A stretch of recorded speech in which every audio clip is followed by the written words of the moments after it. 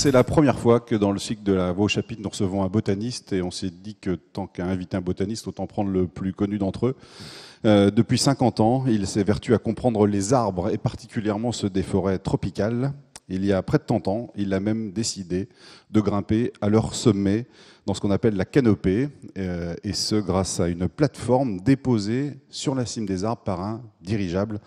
On a appelé cette installation le radeau des cimes. Il a ainsi pu observer ces lieux qui, tenez-vous bien, abritent 75% au moins de la biodiversité mondiale. Francis Allais, grand défenseur des forêts primaires, a aussi réalisé un rêve l'an dernier avec la sortie du film « Il était une forêt ». C'était votre idée et c'est Luc Jacquet, le réalisateur notamment de La Marche de l'Empereur, qui l'a fixé sur pellicule. Et je vous l'annonce, le DVD sortira jeudi, après-demain, il me semble, le 13. C'est ça ?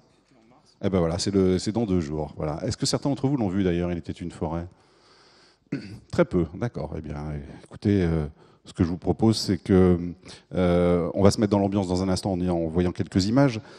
Sans doute, en tout cas, après avoir entendu Francis Allais ce soir, ne regarderons-nous plus un arbre, cet être vivant, on va le voir dans un instant, aussi indifféremment que nous pouvions le faire jusqu'à présent.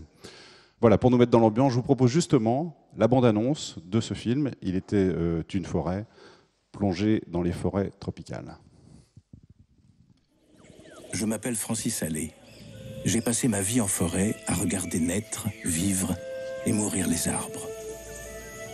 Je voudrais, avant qu'il ne soit trop tard, vous faire partager ce voyage de toute une vie, l'histoire des arbres, des grandes forêts des tropiques.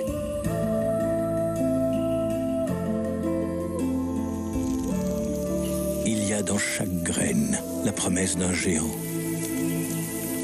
Mais il va lui falloir des siècles pour rejoindre le ciel. On les croit immobiles, mais les arbres sont de si grands voyageurs qu'ils traversent même les océans.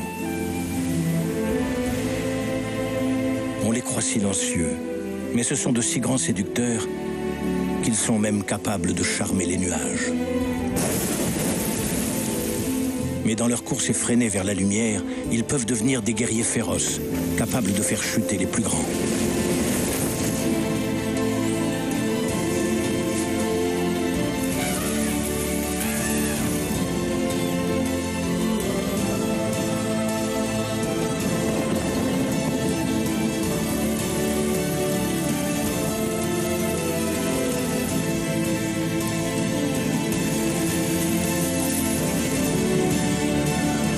Il y a des millions d'années, nous sommes nés là, dans les plus hautes branches de la canopée.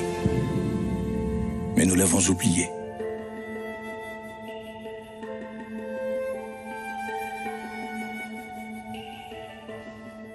Il n'y a pas de trucage, hein. Francis Allais au sommet des arbres, hein. C'est vrai, vous êtes habitué à vous y rendre. Juste un mot avant de commencer la conférence. C'est vrai que c'est un rêve que vous avez réalisé avec ce film que vous attendiez depuis des années, en fait. J'ai cherché un cinéaste pendant 20 ans. Pendant 20 ans. J'en ai consulté des très célèbres qui me disaient ce scénario est magnifique, mais moi je n'ai pas le temps, je suis booké jusqu'en 2025. Et puis j'ai aussi rencontré des cinéastes débutants, très motivés, mais qui ne trouvaient pas le fric. Et donc j'ai eu beaucoup de chance de tomber sur Luc Jacquet, par hasard.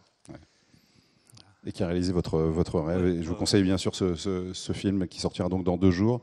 On en verra quelques images tout au long de cette conférence, ainsi qu'un extrait à la fin. Alors, on va découvrir cet arbre. On en voit tous les jours et on les connaît peu. En tout cas, après cette conférence, vous verrez que vous ne soupçonnez pas ce qu'il renferme. D'abord, une question très générale. Depuis combien de temps y a-t-il des arbres sur Terre, Francis Allais ? Extrêmement ancien. Apparemment... le milieu du Dévonien, c'est-à-dire 380 millions d'années. C'est absolument impossible à imaginer. Ah oui, On peut dire qu'il y a toujours eu... Il y a toujours eu des arbres. Des forêts, des arbres et des forêts. Ouais. Combien d'espèces a-t-on répertoriées à ce jour ? Alors pour l'instant, on en a 70 000. Mais c'est un chiffre qui change très vite parce que chaque année, on en trouve une bonne centaine d'espèces nouvelles. Ce n'est pas qu'elles apparaissent. C'est qu'on va dans des endroits qu'on n'avait pas explorés et voilà, on les trouve. Alors, juste 2 points de vocabulaire avant qu'on entre un peu plus dans cette conférence. On va beaucoup parler de forêt primaire et de forêt secondaire. Donc, on va tout de suite l'expliquer. La forêt primaire, qu'est-ce que c'est? Alors, c'est pas si commode à expliquer parce qu'en Europe, on n'en a pas. Des forêts primaires, on n'en a pas. Non, c'est fini. On en avait. C'est fini depuis le milieu du 19e siècle à peu près. Eh bien, donc il faut aller dans les tropiques pour en voir. C'est des forêts qui n'ont jamais été défrichées, jamais été exploitées. L'être humain y est passé, bien sûr. Il peut prendre quelques fruits, quelques bois morts. Ça change pas le caractère primaire de la forêt. Mais ça n'a jamais été détruit. Voilà. Une forêt intacte. Ces forêts que l'on voit, certaines dans l'image, même si ce ne sont pas des forêts primaires, où la lumière ne passe quasiment pas, c'est ça en fait. Alors effectivement, c'est peu connu, mais comme la canopée est très fermée, il fait très sombre, donc il n'y a rien qui pousse au sol. Et il s'ensuit que les forêts primaires, vous pouvez courir dedans. Pas besoin de donner un coup de machette. Vous pouvez faire du vélo si vous avez un VTT. C'est d'une très grande facilité pour s'y déplacer. Et c'est un des éléments du drame d'ailleurs, c'est que n'importe qui veut se faire de l'argent avec le bois, il suffit d'amener une tronçonneuse et comme il y a des ruisseaux partout, c'est facile d'évacuer les troncs. Voilà. Il en reste où des forêts primaires aujourd'hui dans le monde? Plus des masses. Plus des masses, Papouasie? La Nouvelle-Guinée, essentiellement. Papouasie-Nouvelle-Guinée. Un peu en Amérique du Sud, mais c'est le plateau des Guyanes, c'est pas l'Amazonie. Et alors donc les forêts secondaires, quelles sont leurs caractéristiques? Alors, quand on les a exploitées, ou qu'on a fait de l'agriculture, ou que une activité humaine quelconque, ça devient secondaire. Il y a une grande différence d'espèces entre une forêt primaire et une forêt secondaire. Surtout une énorme... Oh, attendez, j'ai une anecdote. Quand j'étais à l'université, j'avais demandé aux étudiants de mon laboratoire de me trouver une formule choc pour que les gens comprennent bien la différence entre les forêts primaires et les forêts secondaires, parce que c'est vraiment le jour et la nuit. Et il y en a un qui m'a dit « La forêt primaire est à la forêt secondaire ce qu'un grand champagne millésimé, servi frappé dans une haute coupe de cristal, est à un coca tiède dans un gobelet en plastique. » C'est une belle image. Voilà, ceux qui ne comprennent pas, c'est que... Il y a un point important tout de même, c'est que la forêt secondaire, si on la laisse tranquille, si on n'y intervient plus... Elle redevient primaire. Elle redevient primaire. Mais en combien de temps? Alors c'est le scénario du film de Luc Jacquet, 7 siècles. Ah oui. Il ne faut pas y toucher pendant 7 siècles. Ah oui, mais ça aujourd'hui c'est impossible de la part de l'homme. C'est pas très compatible avec le tempo de l'économie Effectivement. actuelle. Voilà. Alors, compte tenu de la complexité des arbres qu'on va découvrir au fur et à mesure de cette conférence, est-ce que au XXIe siècle, on peut donner une définition certaine de ce qu'est un arbre? Est-ce que vous êtes capable de nous donner ce soir une définition de l'arbre? Non, je suis désolé. Vous pouvez pas? Non, je suis désolé. C'est paradoxal parce que les arbres, déjà les philosophes grecs s'y intéressaient, ils en ont beaucoup parlé. Ils se sont d'ailleurs posé la question de les définir. On n'y arrive pas. On n'y arrive pas parce que vous pouvez, à la limite, définir les arbres qu'on a en Europe. Mais voilà, c'est une définition locale, alors qu'on attend d'une définition qu'elle soit valable dans le monde entier. La difficulté, c'est de faire une définition de l'arbre qui soit valable dans le monde entier. Attendez, j'avais fait une assez bonne définition qui me paraissait... Enfin, j'en étais assez content. Et puis, j'ai eu l'occasion d'aller en Afrique du Sud, Pretoria, Johannesburg. Et là, il me montre des arbres souterrains. C'est-à-dire que vous ne voyez pas les branches ni le tronc, vous voyez une plaque de feuilles sur le sol, de la taille de cette pièce. On sait que ça a des milliers d'années. Ce sont des arbres souterrains. Du coup, ma définition... Elle est tombée à l'eau. Alors, on comprend assez mal les arbres. Pour quelles raisons? Est-ce que parce qu'on ne les étudie pas par le bon côté, si j'allais dire? Ou en tout cas, parce qu'on est peut-être un peu zoocentré, dites-vous? Il y a plusieurs raisons. Je crois qu'on les a trop longtemps considérés comme des ressources, voilà, comme s'ils étaient destinés à nous rendre service. Et ça, bon, j'ai rien contre, c'est vrai, mais ça empêche de comprendre le fond des choses. Il faut les observer en eux-mêmes, voilà, pas par rapport à nous. Pas par rapport à nous, exactement. Il y a finalement plus... Je vais peut-être être un peu méchant, mais quand... La recherche sur les arbres, c'était les écoles forestières. Très bonnes d'ailleurs, Nancy, des écoles en Allemagne, etc. Mais tant que la recherche sur les arbres était entre les mains des écoles forestières, eh bien les arbres, c'était des cylindres de bois qui grandissaient avec le temps et qui pouvaient donc augmenter votre capital. C'est pas comme ça qu'on fait progresser la connaissance. Il y a finalement plus d'études sur les animaux que sur les plantes aujourd'hui. Énormément plus. Ouais. Énormément plus. On n'est pas très nombreux comme botanistes. Hein. Les enseignements de botanique à l'université en France, ils ont été fermés en 91. Alors, les jeunes Français qui veulent faire de la botanique, où est-ce qu'ils vont ? Ils vont en Belgique, ils vont en Suisse, j'en ai trouvé en Grèce même, ou alors ils font au Québec, bien sûr, ou alors ils font l'effort d'apprendre l'anglais et ils vont faire leurs études en Grande-Bretagne. En France, c'est terminé. Sauf la pharmacie.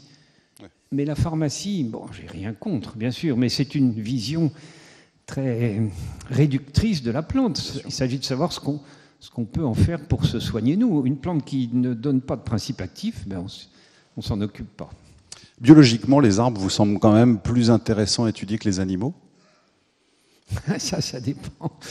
Si vous demandez à un zoologiste... J'imagine, là je demande au botaniste. Non, oui, moi j'ai commencé par m'intéresser aux animaux, à vrai dire. J'étais même allé déjà assez loin. Hein. Ah oui. Et puis un jour, bon, c'est une anecdote, mais j'ai eu l'occasion de voir une plante et j'ai été frappé par son autonomie absolue. Il n'y a pas besoin de s'en occuper. Qu'est-ce qu'elle attend de nous ? Qu'on lui fiche la paix, c'est tout. Et les arbres, c'est pareil. Et vous voyez, c'est cette espèce d'autonomie. D'altérité, dites-vous. Ouais. Ah, j'ai trouvé ça magique. Alors qu'un animal, vous êtes obligé de vous en occuper, de le nourrir, de retirer ses excréments, de vous habituer à ses cris, etc. Alors, moi, j'aime bien les animaux, mais, excusez-moi, j'arrive pas à les prendre très au sérieux. Il y a une phrase de Francis Ponge que j'adore. Les animaux, c'est l'oral, les plantes, c'est les cris. D'accord. L'homme se considère comme le sommet de l'évolution. Oui, c'est vrai. Vous pensez que les arbres sont au-dessus de lui ? Non, je ne dis pas ça. Non, mais ça me fait marrer de penser que l'homme s'autoproclame sommet de l'évolution. Il n'y a pas de contradicteur. Non, mais c'est autoproclamé. Oui, c'est vrai. Voilà. Oui. Alors maintenant, on s'aperçoit que par beaucoup de côtés, les plantes ont évolué beaucoup plus que nous. Attendez, 380 millions d'années, ça leur a laissé le temps. L'être humain, lui, il a même pas 200 000 ans.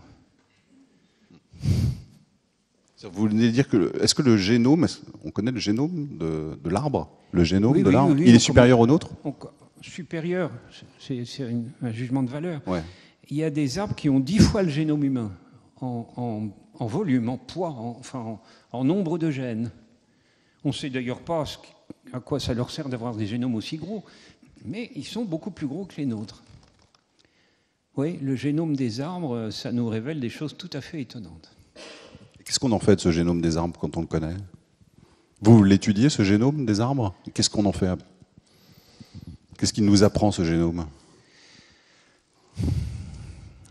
Oui, eh bien écoutez, il nous apprend par exemple, moi j'ai mon génome, vous avez le vôtre, et on a notre génome intégralement dans toutes les cellules de notre corps. Okay. Et s'il y a une mutation qui modifie ce génome, il y a une veille immunitaire avec des cellules mobiles qui viennent tuer les cellules mutées. Donc c'est cadré, voilà, c'est mon génome. Je suis né avec, je mourrai avec, et il est pareil du haut en bas de mon corps. Bon. On était parti sur l'idée que les arbres avaient un génome également unique comme ça. C'est plus compliqué que ça, parce que chez les arbres, les mutations ne tuent pas les cellules. Il n'y a pas de veille immunitaire parce qu'il n'y a pas de cellules mobiles comparables à nos lymphocytes. Et donc, les cellules mutées donnent naissance à des branches mutées. Et ce qui se passe à gauche n'a rien à voir avec ce qui se passe à droite, parce que les mutations, ça on le sait depuis longtemps, c'est aléatoire, c'est le hasard qui les... Bon, donc finalement, l'arbre se change en une colonie de génomes. Ça n'est pas un individu. Non, ce n'est pas un individu. Non, être ce uni. n'est pas un individu. Ouais. Un individu, c'est indivisible, comme Exactement, l'étymologie nous le dit. Or, un arbre, vous pouvez le diviser. Si vous me donnez un bon sécateur, je vous en fais des millions à partir d'un arbre. C'est divisible. Donc, ce n'est pas un individu. C'est des colonies. Je vais juste un petit retour en arrière avant de continuer, parce que là, tout à l'heure, vous avez dit une phrase, vous avez dit un arbre, si on s'en occupe pas, enfin, le meilleur moyen qu'il évolue, c'est qu'on le laisse tranquille. Alors, ça veut dire que tous ceux qui sont dans la salle, qui font du jardinage, Ah non, attendez. qui taillent les arbres, il ne faut pas les tailler. Non, attendez, si vous êtes à la tête d'une parcelle d'arbres fruitiers, que ce soit des oliviers dans le Midi ou des pommiers par ici, si vous ne les taillez pas, les arbres se porteront très bien, mais vous aurez très peu de fruits. Si vous voulez qu'ils fructifient, il convient de les tailler. Mais ça, c'est pour nous. C'est pas pour l'arbre. L'arbre, il ne demande pas à être taillé, et encore une fois, il va beaucoup mieux si on ne le taille pas. L'arbre est assez extraordinaire parce que finalement, vous dites souvent qu'il lui faut peu de choses pour en faire beaucoup. Il a besoin de quoi, l'arbre? De la lumière, de l'eau? Bon, c'est comme les autres plantes, c'est des plantes. Ouais. Il lui faut de la lumière, il lui faut de l'eau qui vient du sol, quelques éléments minéraux qui viennent avec l'eau. Et puis, il lui faut du gaz carbonique, et ça ne manque pas. On en a de plus en plus. Donc voilà, d'une manière, il pousse de plus en plus vite. Il est capable de choses absolument incroyables, puisque vous dites que l'arbre, c'est un virtuose de la biochimie, notamment pour plusieurs choses, et d'abord pour se défendre. Je voudrais que vous nous expliquiez ça. Le fait d'être fixé, n'est-ce pas? On pourrait dire que c'est l'élément essentiel concernant les plantes. Le fait d'être fixé, ça oblige à développer je ne peux pas parler d'imagination, mais à faire preuve d'imagination, entre guillemets, dans d'autres domaines. Alors, les arbres étant fixés, ils ont développé, c'est vrai, une virtuosité incroyable dans le domaine de la biochimie. Un arbre en fleurs, ça commence assez bien, on les voit.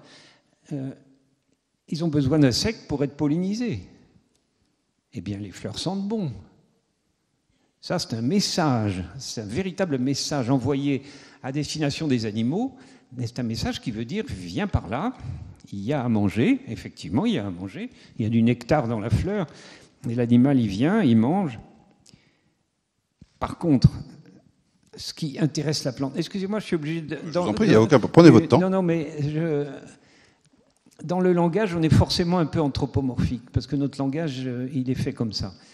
Alors, ce qui intéresse la plante, c'est que l'animal transfère son pollen jusqu'à la fleur d'un autre arbre de la même espèce. Mais ça, l'animal le fait à son insu. Lui, il vient manger. Pas compliqué. Les animaux, ils sont gentils, mais ils ont toujours faim. Voilà. Donc, d'ailleurs, à peine a-t-il quitté cette première fleur, il va en chercher une autre. Vous savez, quand vous avez mangé quelque chose de bon, vous avez tout de suite envie de la même chose. Pas d'autre chose, non. Voilà. Donc, l'animal, il se précipite sur un autre arbre de la même espèce et il apporte le pollen. Voilà. Bon, moi, je trouve ça marrant, ça me fait rire. Ça me fait rire parce qu'après, il y a une période pendant laquelle il ne faut pas d'animaux. Quand les fruits ne sont pas mûrs, il faut les chasser, ces bestioles.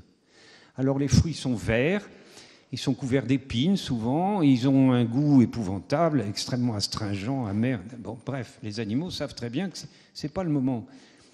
Mais ce n'est pas fini pour eux, parce qu'il y aura un moment où le fruit est mûr. Et là, on a besoin de lui à nouveau pour disperser les graines. Alors le fruit s'ouvre, il répand des odeurs délicieuses. Vous n'avez qu'à penser, je ne sais pas, à un abricot ou à un durian.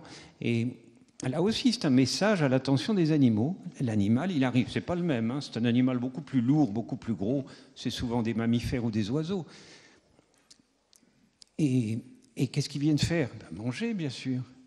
Ils mangent le fruit. Et ils avalent les graines. Mais ça, c'est pas du tout...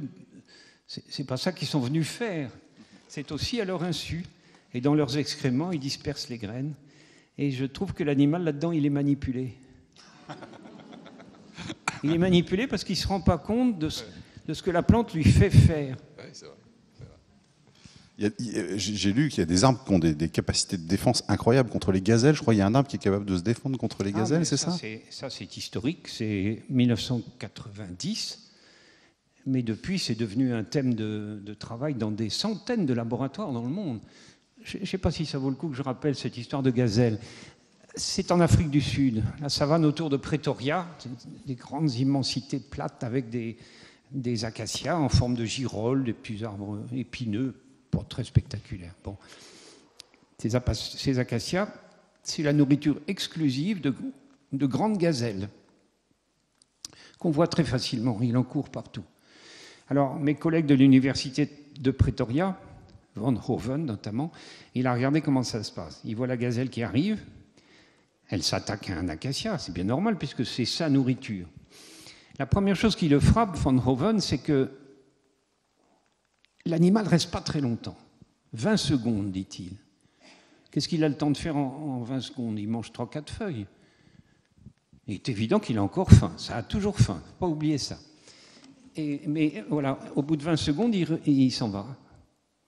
Alors, Van Hoven, il compare la biochimie de la feuille avant l'attaque et après l'attaque. Et une première constatation très étonnante, c'est qu'il y a une modification fulgurante de la biochimie de la feuille. Elle était comestible, elle était bonne à manger. Et en 20 secondes, elle devient toxique. Enfin, attendez, ce n'est pas exactement toxique. Elle a un goût extrêmement astringent, elle s'est chargée en tanin condensé. Et ce qui se passe, c'est qu'elle n'est plus digérable.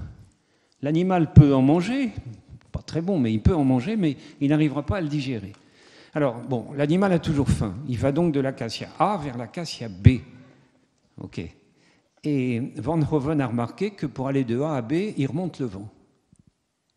D'ailleurs, en Afrique, tous les chasseurs savent que les grands animaux remontent le vent. Bon, alors qu'est-ce qu'il fait, Van Hoven ? Il compare la biochimie des arbres sous le vent et des arbres au vent. Et là, il s'aperçoit que les arbres sous le vent, ils sont tous toxiques, entre guillemets, alors qu'ils n'ont pas été attaqués. Il n'y en a qu'un qui l'a été. C'est le premier. Là, vous pouvez prendre ça, le tourner dans tous les sens. Vous n'éviterez pas cette conclusion que l'arbre A, le premier qui a été attaqué, il envoie un message aux autres. Et ce message, c'est pas compliqué, moi je peux le traduire, bien que je ne parle pas cette langue-là, mais c'est facile à comprendre. Fais gaffe. Attention les amis, il y a une gazelle par ici. Si vous ne voulez pas vous faire manger quelques feuilles, c'est le moment de devenir astringent. Voilà. Et ils vont le rester pendant 24 heures. Après, ils redeviennent normaux. 24 heures, ça permet à l'animal d'aller se faire pendre ailleurs. Ça a lancé... Ça a véritablement lancé la question de la communication. C'est ce que j'allais vous demander. Ça veut dire qu'ils communiquent entre eux, alors, les arbres. Ils communiquent entre eux, ils communiquent avec des animaux, ouais, pour les attirer quand ils en ont besoin ou pour les repousser quand ils n'en ont pas besoin. Et donc, il y a plein de communications. Ça, c'est la communication aérienne, ce qu'on appelle des VOC, Volatile Organic Compound. On a pris l'habitude d'appeler ça des VOC. Maintenant, c'est passé dans la presse. Alors, il n'y a pas que les VOC, il y a aussi des communications souterraines, soit par des soudures de racines, soit par des champignons. Vous savez que les champignons qui vivent en compagnie des racines des arbres, ça c'est très très important. C'est d'une extrême importance. Sans champignons, pas d'arbres. C'est aussi simple que ça. Ils ne peuvent pas s'en passer. Ça ne cesse de se développer, l'importance de ces relations symbiotiques entre les champignons et les racines des arbres. Alors, un même champignon peut être en association avec plusieurs arbres et il transfère de l'information entre les arbres. Voilà. Par le sol. Oui. Par les tubes du champignon. C'est un vaste réseau. Hein. C'est pas le champignon qu'on mange, c'est souterrain et c'est des filaments. Voilà. Mais ça permet de transférer de l'information. Vous avez montré que les arbres, effectivement, se concertaient en quelque sorte. Est-ce qu'ils peuvent se rendre service ?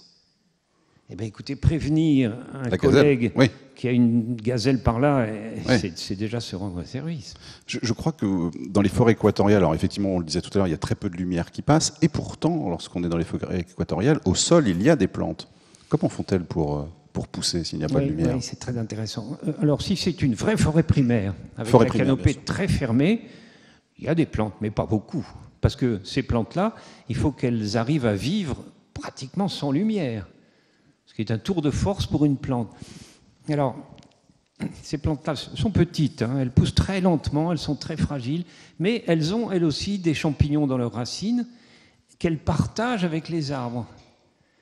Et qu'est-ce qu'elles font, ces champignons? Ils prélèvent de l'énergie, des sucres, enfin pour être très concret, c'est des sucres. Ils prélèvent des sucres dans l'arbre et ils l'amènent à la petite plante. Ce qui est un juste retour des choses, parce que dans le fond, c'est l'arbre qui met cette petite plante à l'ombre et qui la prive de la lumière. Mais la plante, elle soutire le produit de la photosynthèse, donc à la limite, elle n'a plus besoin de lumière. Non, ça laisse sans voix. Et alors, des trucs assez récents, tout ça. Il paraîtrait, d'après les Australiens aussi, que les arbres seraient des êtres timides. Expliquez-nous ça. Ah oui. Alors, effectivement, c'est une idée qui est née en Australie. C'est l'observation des eucalyptus qui les a amenés à ça. Ils ont appelé ça crown shyness, la timidité entre les couronnes. Alors, ce n'est pas les arbres en général. Hein. Pour l'instant, on a une centaine d'espèces qui sont timides. C'est-à-dire que les couronnes poussent, mais elles ne se touchent pas. Elles laissent une fente de 80 cm ou 1 mètre de large. C'est très, très beau. D'ailleurs, quand vous êtes en dessous, ça fait des ombres chinoises, on dirait un puzzle. Et c'est ça la timidité. Alors, il y a une timidité souterraine aussi, qui est d'une manière mieux connue. Ça, c'est les Québécois qui nous ont appris ça. Et ce qui est assez filou avec les arbres, c'est qu'ils peuvent très bien être timides en haut et pas en bas. Ou timides en bas et pas en haut. Enfin, bref. Alors, ce que vous nous dites, c'est-à-dire que les arbres ne se touchent pas à certains endroits parce qu'ils savent. Ils arrêtent de pousser. Parce que c'est un autre arbre de la même espèce. Alors, il faut que ça soit un arbre de la même espèce. Ah ouais. C'est tout à fait étonnant. Ça veut dire qu'un arbre, il sait si son voisin est ou n'est pas de la même espèce. Et s'il est de la même espèce, et si c'est une espèce timide, eh bien, il ne se touche pas. Il se touche pas. Et on a quelques pauvres hypothèses pour essayer d'expliquer ça. On pense que ça empêche les parasites de passer d'un arbre à l'autre. Une chenille, par exemple, elle peut être pondue sur un des arbres, mais elle ne passera pas à l'autre. Je trouve que ça ne doit pas suffire comme hypothèse. Ça me suffit pas. De toute façon, ce n'est pas vérifié. Pour moi, c'est encore un VOC. Mais pour vérifier que c'est un VOC, il faut aller mettre un analyseur d'air dans la forme de timidité. Or, ça se produit chez des arbres de très grande hauteur. Les arbres sont d'autant plus timides qu'ils sont plus grands. Ce sont des grands timides, donc. Alors, d'après ce que vous nous dites, les arbres sont intelligents? Non. Non, mais attendez, c'est le terme qui ne me plaît pas. Je comprends très bien votre idée. Bien sûr. On est bien d'accord. Simplement, si vous prenez un dictionnaire, vous cherchez intelligence, c'est la faculté qu'ont certains êtres vivants de choisir entre diverses solutions possibles. Et bien entendu, si vous choisissez, vous risquez de vous tromper. Ce n'est pas du tout ce qui se passe avec les arbres. On ne voit pas un arbre se trompant, se mettant à pousser vers l'ombre au lieu de pousser vers la lumière. On n'en voit pas dont les racines sortiraient du sol et les branches rentreraient dans le sol. C'est pour ça que ce terme d'intelligence me gêne. D'une manière, c'est beaucoup mieux que l'intelligence. Je ne veux pas être discourtois, hein. Alors, on va être discourtois quand même. L'homme et l'animal finissent tous par mourir.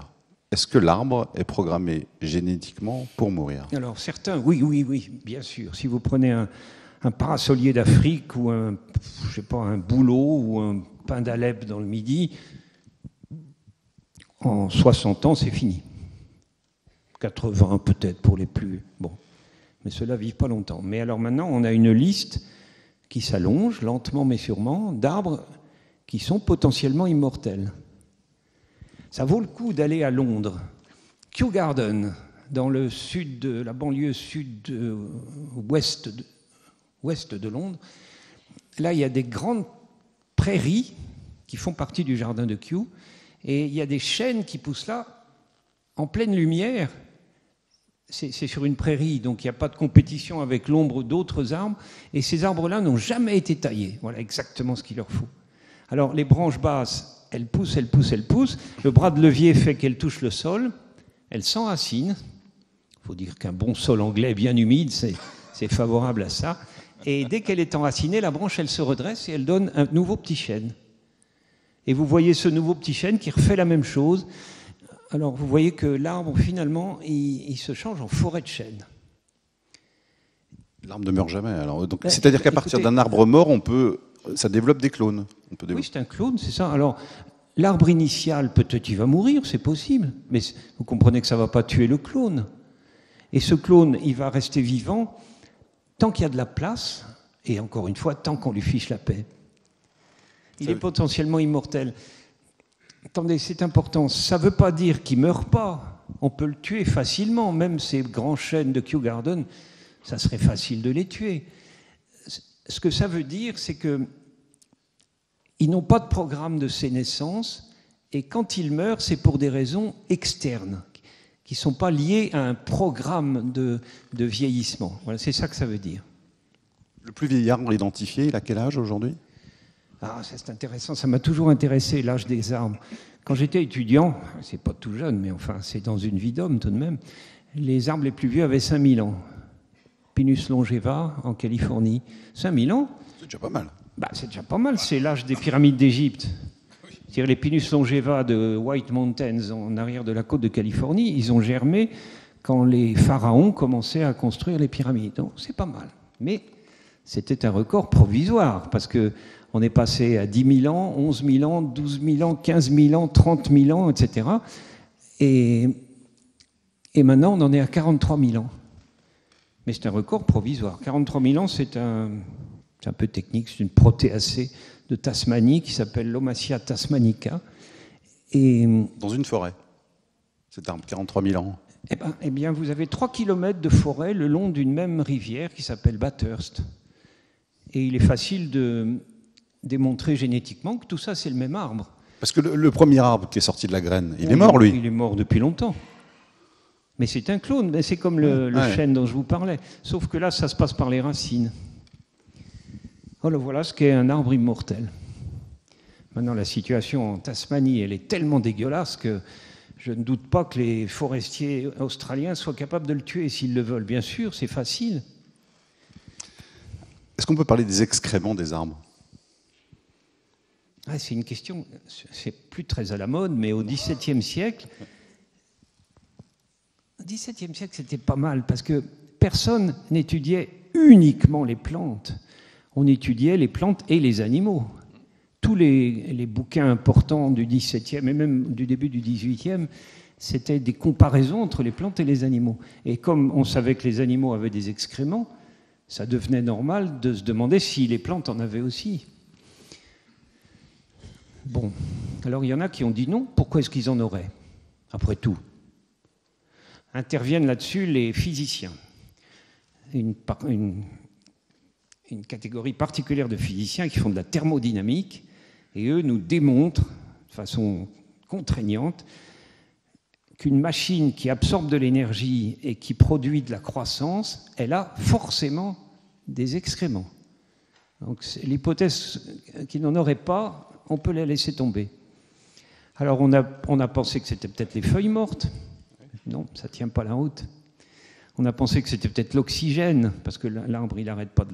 Ou la vapeur d'eau, je ne sais quoi. Alors maintenant, je crois qu'on a trouvé la réponse. Vous avez trouvé la réponse. Pardon ? C'est vous qui avez trouvé la réponse. Non, pas du tout. Non, c'est un biochimiste britannique. Et ça fait déjà une vingtaine d'années. Il a dit... Je propose que l'excrément soit la lignine, la molécule de lignine. Alors, c'est très intéressant parce que, d'abord, la lignine, c'est ce qui rend les troncs rigides. La solidité d'un arbre, c'est un peu la cellulose et beaucoup la lignine. Alors, c'est une molécule qui est extraordinairement robuste, c'est solide. Elle se fossilise très très bien. Et parmi les êtres vivants, il n'y a que les champignons, uniquement les champignons, qui sont capables de débobiner cette molécule de lignine. Alors, une chose très intéressante, c'est que la lignine, quand elle est fabriquée par la cellule, elle est toxique. C'est quelque chose de mortel. Et qu'est-ce qu'elle fait, la plante ? Vous allez ressortir le terme d'intelligence, bien qu'il continue à me gêner. Mais la plante, elle place cette lignine dans des cellules qui sont en train de mourir. Elle a besoin de cellules qui meurent pour faire les vaisseaux qui vont du haut en bas. Ça, c'est mort, c'est des tubes. Alors, la plante mélaninine là-dedans, ce que je trouve très astucieux, parce que ça rend ces vaisseaux rigides, ils ne peuvent pas s'écraser, et elle se débarrasse de son excrément toxique. Donc le tronc, c'est l'excrément, alors? L'essentiel du tronc, ouais, c'est de l'excrément. Donc les excréments permettent aux arbres de s'élever vers le ciel. Voilà. Alors il faut comprendre que les animaux, ils se débarrassent de leurs excréments. Ça sort par l'arrière, et on a plutôt tendance à avancer et à s'en éloigner. Bon, mais les plantes, c'est pas du tout comme ça. Les arbres, là on peut dire les arbres, elles tiennent à garder ces excréments parce que ça leur sert à pousser, en effet. L'arbre, c'est d'abord aussi un prodige d'architecture, quand même.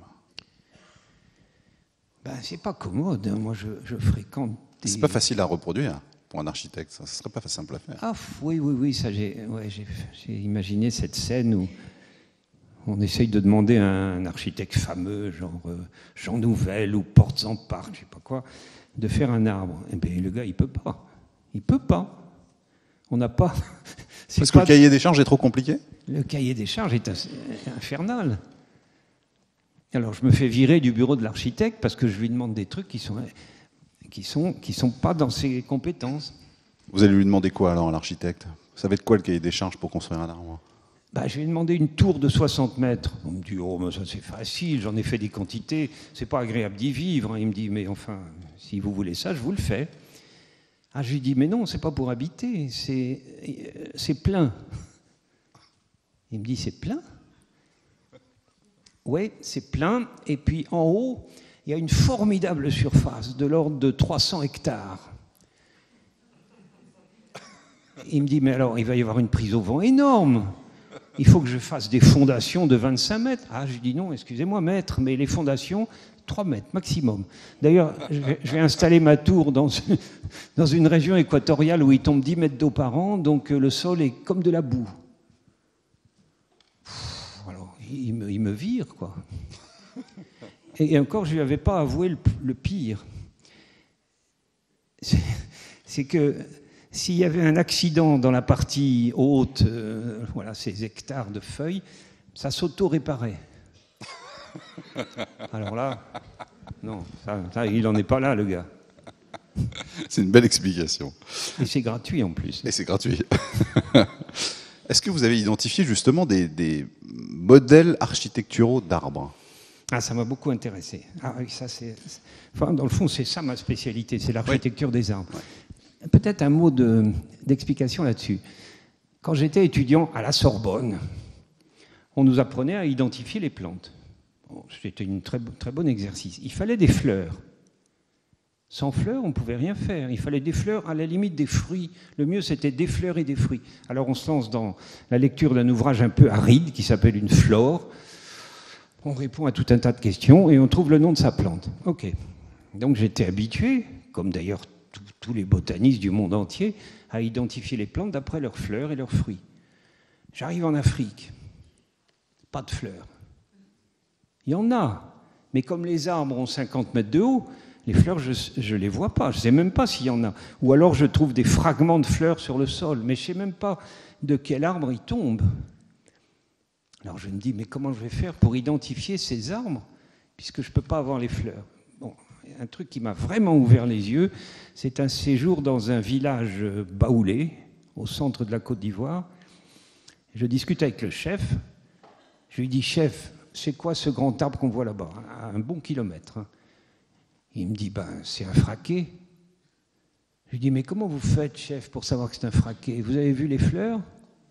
Parce que j'étais parti sur l'idée qu'il m'a dit, des fleurs? Il m'a dit, le fraqué, ça n'a pas de fleurs. Ou alors, si ça en a, c'est tellement insignifiant que ça n'intéresse personne.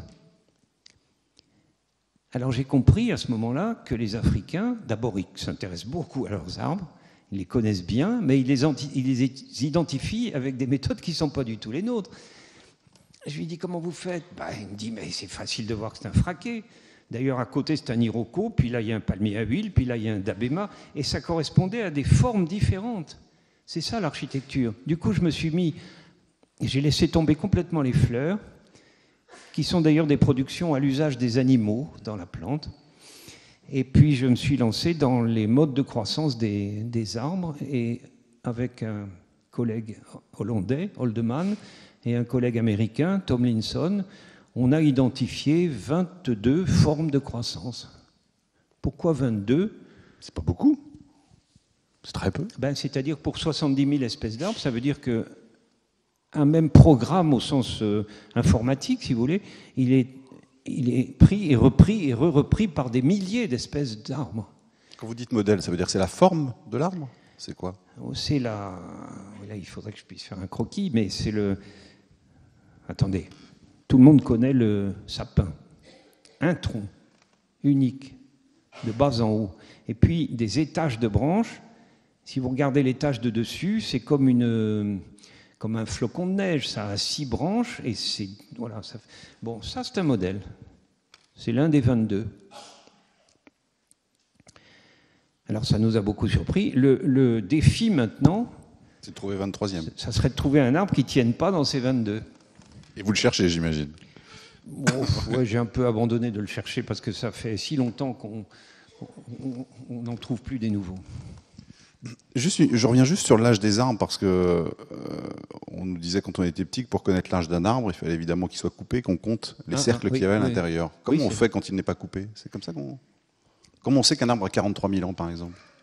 Ah non, mais là c'est un clone. Attendez. Oui, c'est un clone. C'est un clone. Alors, ce qu'ont fait les collègues australiens, c'est qu'ils ont mesuré à quelle vitesse s'élargit le clone. Et en intrapolant ce chiffre-là, il nous donne 43 000 ans, ce qui me paraît raisonnable. Alors, bon, mettons-nous dans le cas d'un arbre avec un tronc énorme. À la limite, ce n'est pas la peine de le couper parce que dans les tropiques, il y en a beaucoup qui n'ont pas de cernes. Vous ne feriez pas avancer beaucoup le problème.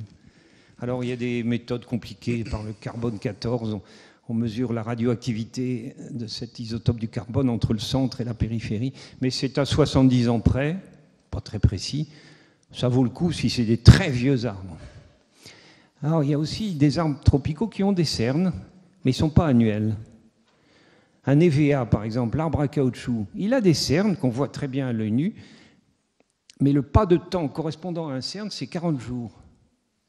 Si vous ne savez pas ça et que vous pensez que c'est des cernes annuelles, évidemment, vous allez surestimer considérablement son âge. En Asie, on a des arbres qui donnent un cerne tous les 3 ans. Alors là aussi, si on n'a pas le lien temporel avec le cerne, on ne peut pas y arriver. Est-ce qu'un arbre, c'est plus souterrain qu'aérien ? Ah, c'est beaucoup plus souterrain qu'aérien. Ouais. Il y a plus de surface en dessous qu'au-dessus. Il y a plus de volume, il y a plus de poids, il y a plus de surface. Oui. Et ce n'est pas seulement dans les zones sèches. Évidemment, les chiffres les plus étonnants qu'on ait, c'est en Libye, un petit jujubier qui a 2 mètres de haut et qui a des racines de 60 mètres de profondeur. Il va chercher l'eau dans une nappe phréatique très très basse. Mais ça, c'est une région sèche, donc on peut comprendre pourquoi le système souterrain est aussi grand. Mais même dans les forêts équatoriales où je travaille, on peut avoir des petits arbres, 15 mètres de haut, et 150 mètres de racines, de rayons. Donc ça fait un système racinaire de 300 mètres de diamètre. Je crois que vous avez mesuré d'ailleurs ce que représentait la surface d'un arbre en imaginant qu'on le sorte de terre, on le déplie dans tous les sens et on l'étale au sol. Oui. C'est ça ? Oui, j'ai participé à cette opération-là. C'est pas très facile. Et puis, il ne faut pas s'illusionner, c'est un peu à la louche. Il faut prendre toutes les feuilles recto-verso. Ça, c'est facile encore. Il faut développer les branches, développer au sens mathématique, c'est-à-dire qu'il faut les changer en rectangles. Et puis, il faut faire ça pour le tronc, ça c'est extrêmement facile. Il faut le faire pour les racines, c'est beaucoup plus compliqué. Eh bien, un petit arbre, comme on voit dans les rues des villes, c'est 200 hectares. 200 hectares, c'est étonnant, non ? 200 hectares. Ouais. J'ai cherché un analogue pour que les gens voient à peu près ce que c'est que 200 hectares. À tort ou à raison, je suis tombé sur la principauté de Monaco. Elle fait 200 hectares. Ça fait partie des choses qui m'amusent. Un petit arbre en ville, oui, 200 hectares. Je ne parle pas du tout d'un géant. Ah, non, un petit arbre comme les platanes sur les places des villages dans le Midi ou les ormeaux qu'on avait avant qu'ils meurent. 200 hectares, voilà. Ça veut dire que quand on coupe un arbre, on diminue la surface de la terre de 200 hectares. Un petit arbre. Si c'est un grand, ça peut être des milliers d'hectares. Alors, on va aller dans la canopée dans un instant, vous allez nous y emmener. Est-ce que d'abord, juste vous vous souvenez, mais j'imagine que oui, de la première fois où vous êtes entré dans une forêt tropicale? Vous aviez quel âge? C'était où? Écoutez, j'avais 22 ans.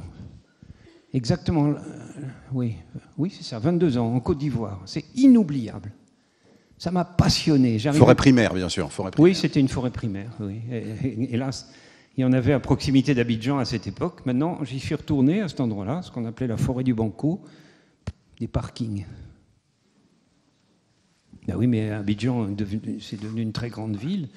C'est des supermarchés et des parkings. Voilà. Ah non, mais c'est inoubliable. Alors cette sensation, c'était quoi, oui, à 22 ans? Qu'est-ce que vous avez ressenti quand vous êtes rentré? Racontez-nous un peu ce moment. Écoutez, il y a quelqu'un qui l'a fait beaucoup mieux que moi, c'est Charles Darwin. Non, je me dissimule derrière cet homme-là. Hein.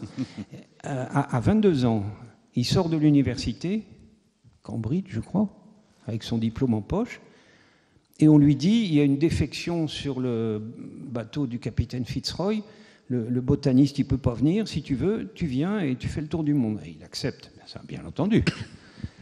Il est malade comme un chien. La traversée de l'Atlantique, ça a été épouvantable pour lui. Il n'avait pas du tout le pied marin. Par contre, il arrive un mois et demi après à Rio, qui n'était pas la grosse ville qu'on a maintenant, c'était la forêt littorale du Brésil. Oh, j'aurais dû vous amener son texte, c'est incroyable, incroyable. Il dit qu'il n'a jamais éprouvé un plaisir aussi grand. Et vous savez qu'il a été accusé de ne pas être très religieux, puisqu'il disait que l'homme n'était pas une création divine, mais que c'était un produit de l'évolution. Eh bien, il est tellement ému qu'il pousse des cris religieux. Hosanna, Hosanna.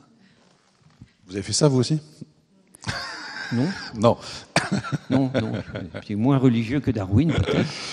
Alors, on va aller dans la canopée, on va revenir sur ces sensations un peu. Juste une question pratique d'abord. La canopée, il y a 25 ans, vous y accédez sur une plateforme déposée par un dirigeable. Aujourd'hui, comment on accède dans la canopée, très pratiquement? De la même manière? Oui, sauf que, comme il n'y a plus de grandes forêts, on a fait des appareils plus petits, moins coûteux, ce qui nous arrange, et plus petits. Ça s'appelle l'étoile des cimes, c'est un prototype qu'on a lancé au Laos en 2012, donc c'est pas vieux. Voilà.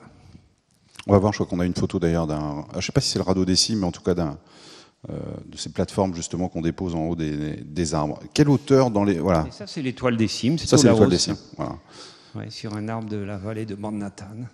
Quelle hauteur dans les forêts tropicales maximale, celle où vous êtes monté le plus haut? C'était quelle hauteur? 70 mètres? Oui, 70 mètres, c'est ça. Il y a des arbres plus hauts, hein, mais on ne choisit pas les émergents pour se poser dessus. Alors, racontez-nous la première sensation quand on arrive. Je ne sais pas si on peut le faire, mais on vous posez donc sur la canopée. Vous êtes d'abord expliquer pourquoi j'ai éprouvé le besoin de monter là-haut. Ouais. 1982, une date qui est passée trop inaperçue dans le public européen. C'est l'année où un jeune collègue américain qui s'appelle Terry Irwin, il a le premier évalué le nombre d'insectes dans une canopée tropicale. Et en 1982, le nombre d'espèces sur la Terre, il est passé de 3 millions à 30 millions. Ça vous indique l'effet que donne le fait de s'occuper de la canopée. Du coup, à partir de cette date-là, moi, j'avais qu'une envie, c'était de monter, de travailler là-haut. Et je me rappelle, j'étais avec un groupe d'étudiants en Guyane centrale, et on se disait, mais comment est-ce qu'on pourrait faire pour travailler là-haut? Parce que quand vous êtes en bas, c'est un peu austère. Hein, bon, j'aime bien, mais c'est pas extraordinairement brillant. Et si vous levez les yeux, vous voyez tous les animaux qui sont là-haut, qui bougent beaucoup, qui sont très très beaux, des oiseaux, des papillons magnifiques. Donc voilà, on avait envie de travailler là-haut. C'était l'année des missions Apollo. On s'est dit, c'est tout de même idiot. On est capable d'aller poser un appareil sur la Lune et de revenir, et on ne serait pas capable de travailler sur une canopée à 50 mètres au-dessus de nous. Ça, c'était pas possible. Alors j'ai eu la chance là aussi de rencontrer un pilote C'était l'année le bicentenaire des premiers vols habités à Annonay, la patrie des montgolfiers. Et je suis tombé sur un pilote qui m'a dit « Ok, on y va ». Il a emmené son... Dirigeable ? Non, ce n'était pas un dirigeable, c'était une montgolfière. C'est pas pareil, il n'y a pas de moteur. On a volé au-dessus de la et vous avez déposé... En quoi était faite cette plateforme que vous avez déposée ? Non, ce n'était pas une plateforme à l'époque, c'était une montgolfière avec une nacelle. Il vous a juste déposé comme ça ? Oui. Et comment vous étiez sécurisé sur la canopée ? Mais pas du tout. Pas du tout ?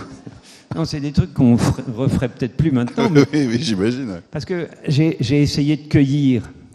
Il n'y a pas des coups de vent énormes, mais il y a un alizé qui est robuste. J'ai essayé de cueillir. Je lui dis, mais tu vas trop vite. Il me dit, mais j'y peux rien. Vous savez, ça n'a pas de moteur, un truc comme ça. C'est poussé par le vent. Il m'a dit, si tu veux qu'on ralentisse, il faut dégonfler. Ben, j'ai dit, dégonfle. Ah, mais non, là, il avait des objections. Parce qu'il m'a dit, si je dégonfle, la toile, c'est une toile très légère. Hein, ça ressemble à de la toile de Spinnaker. Si elle se met sur des branches, elle va s'accrocher, on n'arrivera plus à gonfler. Bon, j'ai dit, bon, laisse tomber. Tout de même pas prendre trop de risques. Mais l'idée s'est imposée qu'il nous fallait une plateforme, c'est ça, pour dégonfler la montgolfière. Et puis après, on s'est dit, mais c'est idiot. Pourquoi est-ce que cette plateforme porterait le poids de la montgolfière, c'est-à-dire 100 kilos, alors que c'est des scientifiques qui ont leur place là. Bon, enfin bref, l'idée est née et on a fait une vaste plateforme, 600 mètres carrés, 600 kilos, 1 kilo du mètre carré. Vous étiez combien dessus ? Okay. Alors ça, c'est une question difficile parce qu'on peut pas. On est jusqu'à 6. 600 mètres carrés, 6 personnes. Vous comprenez qu'on ne peut pas vérifier la solidité de toutes les branches qui sont dessous. Ça, c'est impossible. Alors on est amarré comme sur un bateau en haute mer. On est déjà passé par-dessus bord. Moi, ça ne m'est pas arrivé, mais mon ami pilote, il est passé par-dessus bord. Mais comme il avait sa longe de sécurité, ça s'est terminé en rigolade. On n'a jamais eu d'accident. On est très, très fiers de ça. La première fois, vous êtes resté combien de temps sur la canopée ? Vous y restiez plusieurs jours et nuits ? Mais écoutez, tant qu'on a à manger et surtout à boire, il n'y a pas d'ombre. Hein. Oui, il n'y a pas d'ombre, bien sûr. Tant qu'il y a à manger et à boire, on peut rester. Moi, j'aime bien monter le soir, il fait un peu plus frais, on passe la nuit, et le lendemain matin, on est bien dispo pour étudier la canopée. Et puis, on a une nuit. La nuit, là-haut, c'est incroyable. C'est ce qu'il y a de mieux. C'est le meilleur moment, la nuit ? Sur le plan du confort, non. C'est comme de dormir dans une serviette de bain bien humide. C'est extraordinairement humide. Mais par contre... D'abord, on dort quand il fait beau, donc vous avez la voie lactée au-dessus. Il n'y a pas de lumière parasite, comme vous imaginez. Ouais. Donc c'est les cioles comme on en rêve. Bon, vous regardez au travers du filet, et il y a les lucioles qui clignotent. Puis tout d'un coup, vous êtes entouré de lucioles qui clignotent. Il y a le parfum des fleurs. Là, on est dans les fleurs. Elles sont là. Alors, des montagnes de fleurs. Et les odeurs, les parfums se mélangent, c'est incroyable. La nuit, les parfums sont exacerbés. Ça devient incroyable. Mais le plus beau, c'est le concert de la faune. Dès que le soleil baisse, avant même qu'il se couche, dès qu'il baisse, toute la faune, non, j'exagère, une grande partie de la faune se met à crier. Essentiellement des rainettes, des toutes petites grenouilles, pas plus hautes que ça, qui vivent dans le haut des arbres. Ouais. Mais alors par millions. Et ça fait un extraordinaire concert. Ajoutez-y des insectes, des millions d'insectes, bien sûr, des oiseaux de nuit, des primates, et puis moi je ne suis pas zoologiste, donc de temps en temps j'entends des cris extraordinaires, je ne sais pas du tout de quel animal il s'agit, mais ce concert nocturne, ça c'est quelque chose d'irremplaçable. C'est vrai qu'il y a des crabes en haut de la canopée ? Oui, on a trouvé des crabes, ouais, assez inattendus. Et on s'est demandé, ils ne descendent pas, hein, c'est des crabes qui vivent en haut. On s'est demandé ce qu'ils mangeaient, mais la solution a été trouvée assez facilement. Les rainettes dont je vous parlais, elles pondent dans l'eau, comme toutes les grenouilles. Et dans le haut des grands arbres, il y a des arrachements d'arbres, de branches qui font des trous avec de l'eau. Voilà. Elles pondent là-dedans, ces rainettes. Eh bien, les crabes arrivent et ils mangent les têtards. Dès qu'il y a une ressource, il y a quelqu'un pour l'utiliser. Donc quand vous êtes dans la canopée, vous êtes au milieu de 75% de la biodiversité mondiale. Oui. Il faut aimer la vie. Hein. Ah oui. Non, mais c'est vrai. C'est très prégnant. Les choses vivantes à cet endroit-là, moi je suis très content. Je visite les endroits les plus vivants du monde, de très loin. Comment se fait-il qu'il y ait une telle concentration de biodiversité à ces endroits-là? Parce qu'ils sont vierges de... Attendez, je voudrais dire, d'abord, je me suis engueulé il n'y a pas très longtemps avec un rédacteur en chef d'une grande revue écolo, peu importe laquelle. Il disait que sur notre planète, 80% de la biodiversité était marine. Ça m'a paru beaucoup, mais enfin, je ne voulais pas non plus affirmer des choses. Alors, j'ai contacté un collègue océanographe qui lui-même a activé un réseau d'océanographes. Et ils ont un système d'information qui marche très très bien, qui s'appelle Census of Marine Life. Et il m'a donné le vrai chiffre. Les océans et les mers sur cette planète, c'est 14% de la biodiversité. Pas 80%. Donc j'ai envoyé une lettre un peu sèche. Je crois qu'il a confondu avec la surface. Exactement. Donc pourquoi une telle concentration de biodiversité au sommet de ces arbres? Parce qu'on est sous l'équateur. Et les forêts qui m'intéressent, les forêts primaires, sont des forêts primaires équatoriales. Et bien, cette planète, elle a toujours été comme ça, depuis qu'il y a de la vie dessus. La bande équatoriale, c'est le sommet de la biodiversité. Et si vous montez vers le nord, ça diminue. Si vous descendez vers le sud, ça diminue. Ici, on doit être à 45-46 degrés, à peu près la moitié.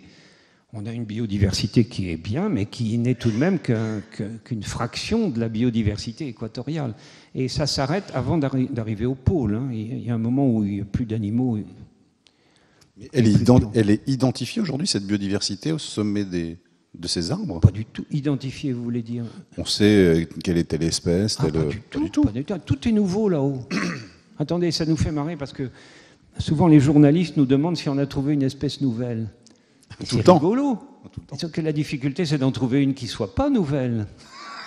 Non mais, attendez, je voudrais que vous voyiez ça. Une journée où il pleut, et le soir, ça s'arrête, mais la forêt est complètement humide. Vous mettez un grand drap au-dessus du radeau des cimes. Il suffit de monter 2 bambous et vous tendez un drap. Vous mettez une ampoule et un groupe électrogène au sol pour que ça ne fasse pas de bruit. Eh bien, je ne peux pas vous décrire l'arrivée des insectes, mais vous avez des couches comme ça d'insectes. Alors, nos entomologistes sont nombreux et très motivés, mais bien entendu, ils ne peuvent pas prendre tout ça. Donc, on balaye par-dessus bord le lendemain matin des millions d'insectes nouveaux. C'est astronomique, hein, l'entomologie équatoriale. Alors, je parle des insectes, mais ça serait pareil pour tous les groupes, les oiseaux, les chauves-souris, les singes, etc. Alors, pourquoi, parce que là, on a parlé d'Il était une forêt au départ, comment vous expliquez qu'on réalise des milliers de documentaires sur le milieu marin qui représente 15% de la biodiversité mondiale et une poignée de documentaires sur un lieu qui en abrite 75%? Je voudrais d'abord dire que ça traduit l'intensité des recherches. La recherche scientifique sur les océans, elle est très, très avancée. Ils ont des opérations internationales, ils se connaissent tous, ils ont des réunions régulières. Bon. On n'a pas du tout ça sur les forêts équatoriales, alors que la biodiversité est beaucoup plus grande. Je me suis posé la question. Je crois qu'une bonne partie de la réponse, c'est que la haute mer, elle est à tout le monde. Il y a les eaux territoriales, mais si vous êtes en haute mer, vous avez le droit d'y être. Personne ne va vous disputer ce droit. Tandis que les forêts équatoriales, elles vivent toutes dans des pays qui ont un État. Et donc, voilà, c'est compliqué. C'est compliqué parce que, à juste titre, l'État en question met son veto au fait que vous sortiez en emmenant de la biodiversité. C'est une source de profit énorme, hein. Donc ils sont très scrupuleux. Mais c'est vrai que ça ralentit un peu la recherche. N'est-ce pas aussi parce que le milieu marin fascine et la forêt fait encore peur, peut-être aussi? Sans doute, il y a ça. Il y a ça aussi, vous pensez? Oui. C'est pour ça qu'on peut la détruire impunément? En tout cas, la forêt équatoriale, elle a elle a été calomniée pendant très longtemps. Elle l'est encore. Hein. Moi, je retrouve encore. Je me suis engueulé aussi avec Hubert Reeves. Vous avez beaucoup d'ennemis, dites-moi. Non, non, c'est pas des ennemis. J'adore Hubert Reeves, hein, mais attendez, il est en congrès d'astrophysique à Porto Rico. Très bien. Il y a une après-midi libre. Donc il se dit, je vais faire un trek écologique dans la forêt de Porto Rico. Manque de bol, il pleut. Forcément, il pleut presque chaque jour dans ces forêts. Alors il glisse, il a peur. Puis tout d'un coup, la nuit tombe et il a peur, véritablement peur. Il lui arrive rien du tout, hein. Mais il a peur de ce dont il a peur. Et alors, il écrit des choses très très méchantes sur cette forêt. Je lui ai dit, Hubert, écoutez, vous pouvez pas. Moi, je dis pas de mal de vos astres. Mais non, mais attendez. Non, mais c'est quelqu'un qu'on écoute, Hubert Reeves. Alors, s'il dit que la forêt du Costa Rica, c'est l'enfer vert, ben, c'est dommage. Porto Rico, pas Costa Rica. Non, c'est dommage. Alors, ça a été qualifié d'enfer vert et ça l'est encore. Quel est le rythme de destruction des forêts primaires aujourd'hui ? On l'a estimé ? C'est fini. Il n'y en a plus ? Enfin, il y en aura bientôt plus. Non, il y en a dans les régions tempérées. Ce que vous me disiez tout à l'heure. Si vous allez dans le nord Québec, le grand nord québécois, ou je pense la Sibérie également, vous pouvez trouver des forêts primaires. Simplement, il y a très peu d'espèces, il y a beaucoup d'espace entre les arbres, donc c'est à peine si on appellerait ça une forêt. Dans les tropiques, c'est fini. C'est triste à dire, mais le film de Luc Jacquet, vous n'y trouverez pas de forêt primaire. Alors, attendez, si on avait été 4 ou 5, très motivés, très peu chargés, on pouvait monter un fleuve pendant 4-5 jours sur une pirogue, puis partir à pied pendant 4-5 jours, on aurait trouvé des lambeaux de forêt primaire. Mais c'est ce qu'on ne pouvait pas faire avec une équipe de cinéma de 60 personnes, avec une montagne de matériel cinématographique. Donc, dans ce film, désolé de le dire, ça ne plaît pas du tout à la production quand je dis ça, mais il n'y a pas de forêt primaire. Vous estimez qu'il n'y aura plus de forêt primaire à quelle échéance ? Vous le savez ? Ah, c'est fini. Bon, alors le temps que les coupeurs de bois coupent ces derniers petits lambeaux dont je vous parlais, c'est de l'ordre de 4-5 ans, pas plus. Ils sont terribles, les coupeurs de bois. Attendez. Et vous dites qu'ils sont en plus couverts par les États. Ils sont aidés par leur pays d'origine. Je prends le cas de la France, qui est bien concret. Et d'ailleurs, la France a un rôle terrible là-dedans. Les coupeurs de bois qui travaillent, pas seulement en Afrique, mais également en Amérique latine et en Asie, ils reçoivent l'aide du gouvernement français, heureux de créer des emplois, enfin ça fait travailler des gens. Et ils sont aidés aussi par les gouvernements des pays où ils travaillent, parce que ces gens-là n'ont pas du tout envie de forêt. Pour eux, la forêt, c'est l'arriération. Il faut couper tout ça, et couper la forêt, c'est le développement pour eux. Voilà. Alors ça mène au drame. Et maintenant, ces forêts, elles sont presque toutes remplacées par des monocultures de soja transgénique, ça c'est le cas du sud amazonien, de palmiers à huile, ça c'est la Malaisie, l'Indonésie et la Thaïlande, ou bien des cannes à sucre ou du manioc, etc. Enfin, on va vous dire qu'il faut bien nourrir la terre entière. Oui, c'est une très, très mauvaise interprétation. Il y a d'autres solutions. Il y a d'autres solutions, bien sûr. C'est-à-dire qu'on peut faire cohabiter l'agriculture et la forêt ? Absolument, oui. Ah ça, mais c'est un message très important. On est dans une période où il n'y a pas beaucoup de raisons de se réjouir. Eh bien, écoutez, il y a ce mot-là, agroforesterie. Je vous en dis un mot si vous voulez. Bon, j'ai rien contre la civilisation romaine. Vous et moi, enfin, tout le monde ici, nous parlons une langue latine. Moi, j'ai la chance d'habiter dans le Midi, j'ai un toit de tuiles romaines. Bref, je me sens héritier d'une tradition latine. Elle a du bon, je ne discute pas ça, mais elle a un défaut, c'est qu'elle nous a mis dans la tête, mais de façon extraordinairement solide, qu'il y a l'agriculture d'un côté et la forêt de l'autre, et que ça ne cohabite pas. Vous allez dans un lycée agricole, on ne vous dira pas un mot de forêt, on vous parlera des arbres fruitiers peut-être, mais pas de la forêt. Vous allez dans une école forestière, on ne vous dira pas un mot de l'agriculture, c'est méprisable. D'ailleurs, c'est plus que de s'ignorer. Ils se détestent, hein. Ça je l'ai constaté. Les forestiers, ils nous regardent un peu de haut. Voilà. Bref, on a pris cette habitude de séparer soigneusement l'agriculture et la forêt.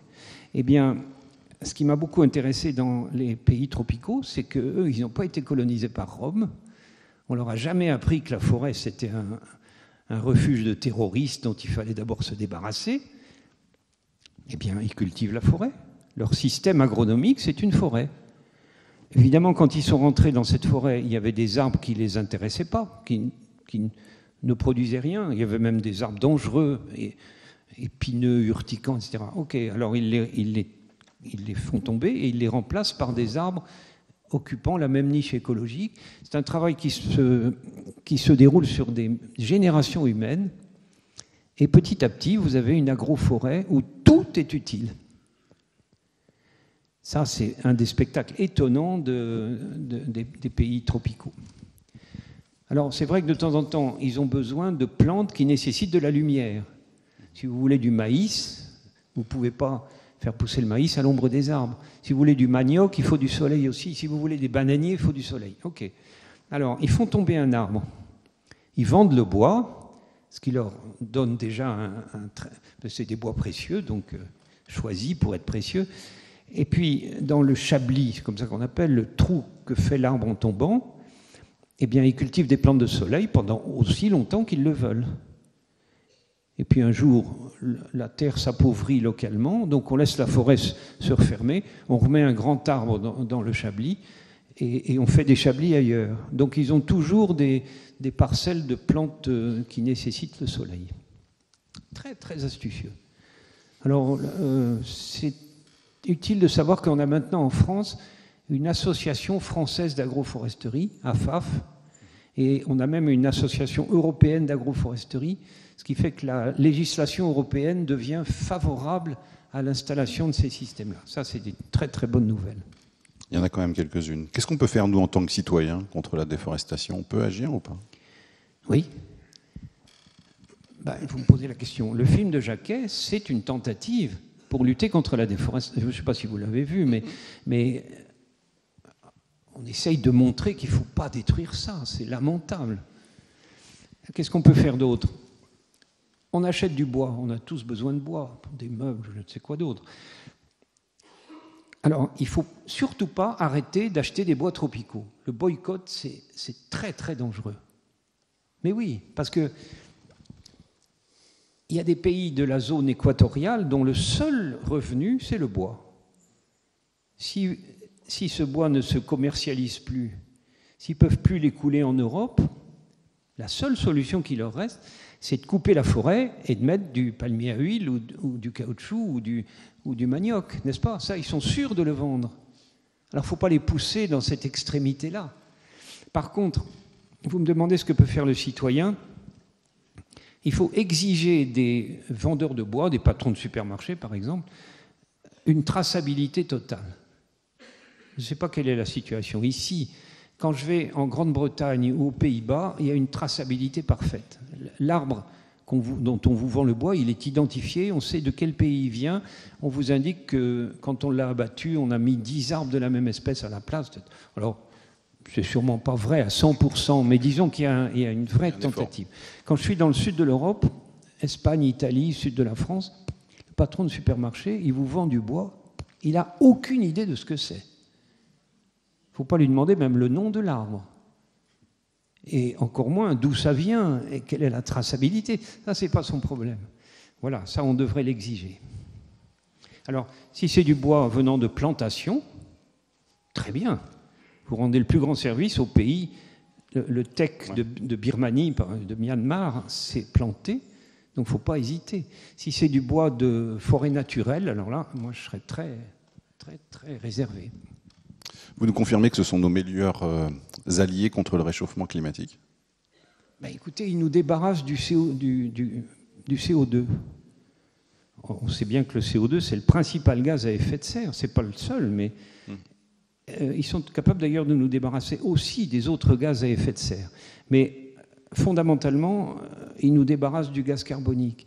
Ils gardent l'atome de carbone qui leur sert à grandir, à faire par exemple cette lignine excrémentielle, et puis ils nous rejettent l'O2, ce qui fait bien notre affaire, n'est-ce pas? Oui, c'est des usines d'épuration. Alors couper un arbre, il faut savoir qu'on coupe une usine d'épuration, c'est important.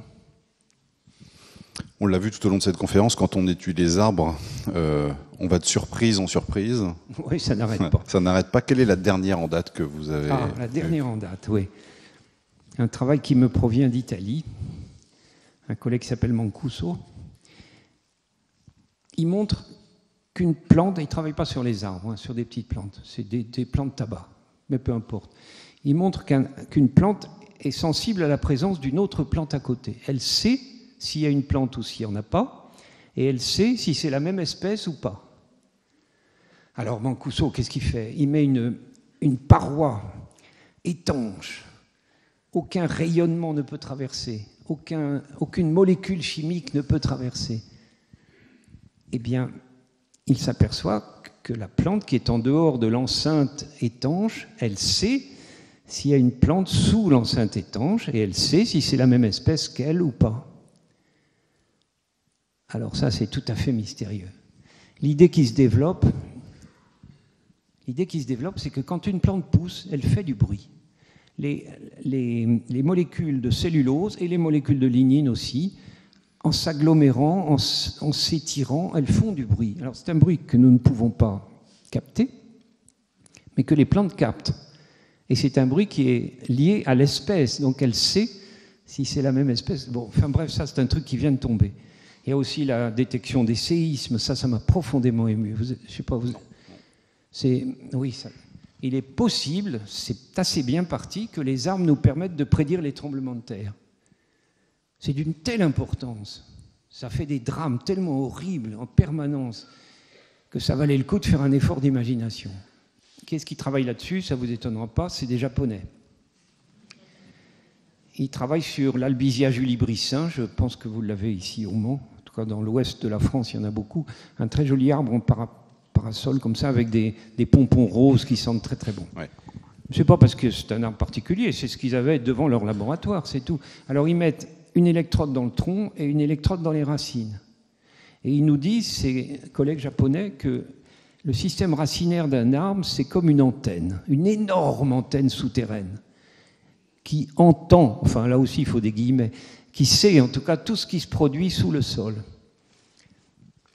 Bon, alors les deux antennes sont réunies à un dispositif qui fait des images, et quand tout va bien, vous avez une sinusoïde régulière. Bon. Quand il y a un tremblement de terre, il y a une modification locale du champ magnétique, et c'est à ça que l'arbre est sensible. Et alors, ça cesse d'être une sinusoïde régulière. Vous avez un truc qui part en haut ou en bas, et là, eh bien, vous avez le temps de prendre une décision. Alors évidemment, ça combien de temps avant le CE? Mais non, ça dépend à quelle distance vous êtes de l'épicentre. Ça, l'arbre, il y est pour rien. Si vous êtes sur l'épicentre, vous n'avez pas le temps. Mais le plus souvent, on est à quelques dizaines de kilomètres de l'épicentre, on a alors 48 heures. C'est exactement ce qu'il faut. Alors, je suis très content de savoir qu'il y a une délégation française qui est partie étudier ces choses-là au Japon. Et si j'ai bien compris, dans quelques temps, si tout va bien, vous aurez un petit cadran, vous savez, comme les petits, ce qui vous mesure la température extérieure, vous aurez un petit cadran. Puis si vous jetez un coup d'œil le matin, si c'est une sinusoïde régulière, ça va.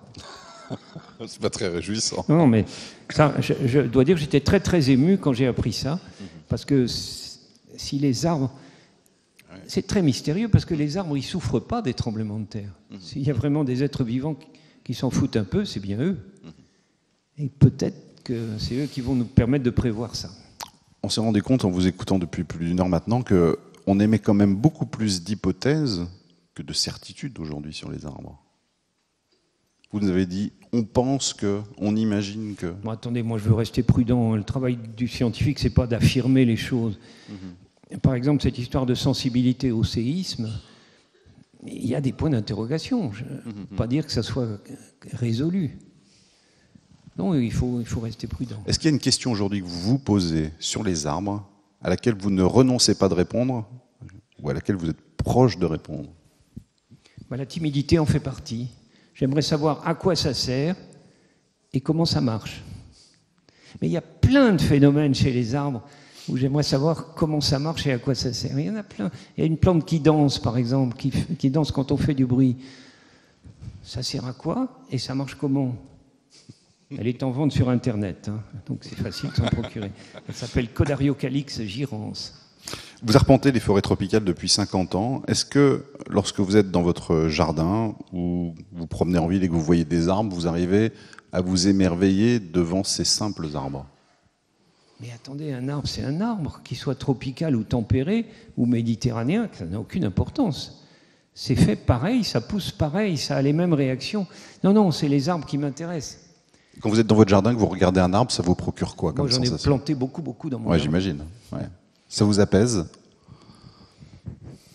Oui, c'est vrai. Mais on a appris que les arbres avaient une excellente action sur l'être humain. Ça peut guérir des malades.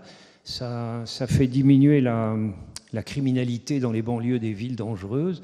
Moi, un de mes rêves, ça serait d'obtenir qu'on mette des arbres dans les prisons. Ouais. Je ne suis pas un inconditionnel des prisonniers. Il y en a qui savent très bien pourquoi ils sont là-dedans. Mais ces pauvres mecs, ils ont 1 heure de promenade tous les jours, mais on les fait marcher entre du béton et du métal. Moi, je sais que si j'étais là-dedans, c'est peut-être ça qui me ferait le plus souffrir. Je crois qu'on a constaté que les prisonniers, effectivement, qui avaient la vue sur des forêts, dans des prisons, étaient plus calmes que ceux qui ne l'avaient pas. Et comment ils auraient la vue?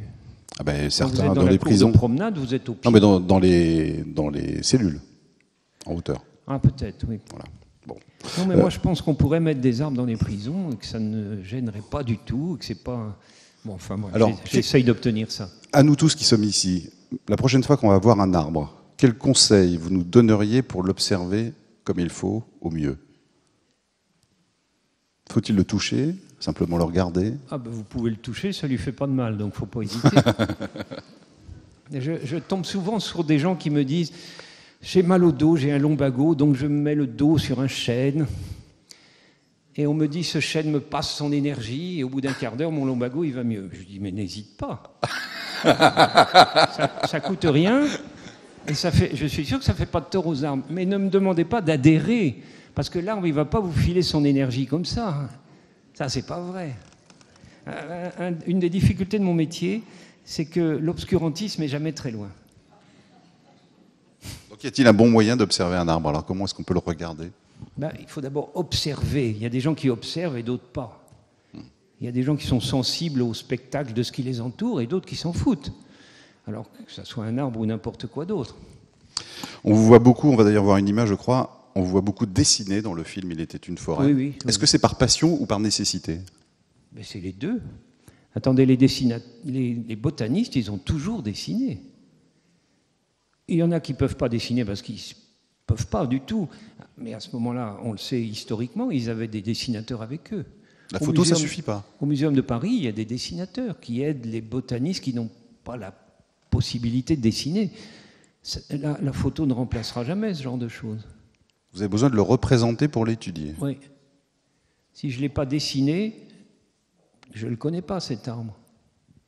Si je le regarde et que j'observe des choses intéressantes, il faut que j'en garde un souvenir. Sinon, comme on en voit des milliers dans la journée, je ne pourrais pas stocker l'information. Non, les dessins, c'est à la fois une nécessité et c'est vrai, une passion, oui. Jolie photo on vous voit ici. Vous êtes le au grand sommet. Moabi, le plus grand arbre d'Afrique. Ouais, je voulais vous en faire parler du Moabi. On le voit juste derrière, c'est ça, un peu en rouge. Ouais. Ça, c'est votre arbre préféré. Ah oui. Le roi des arbres. Pour l'Afrique. Le roi des arbres, dites-vous d'ailleurs. C'est un arbre étonnant. C'est un arbre charismatique, comme dit Luc Jacquet.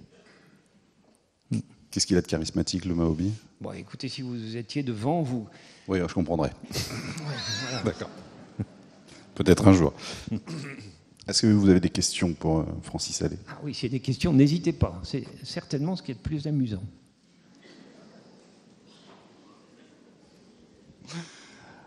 Des questions? Je suis très avide de questions. Ah ben je sais bien que vous êtes avide de questions toujours.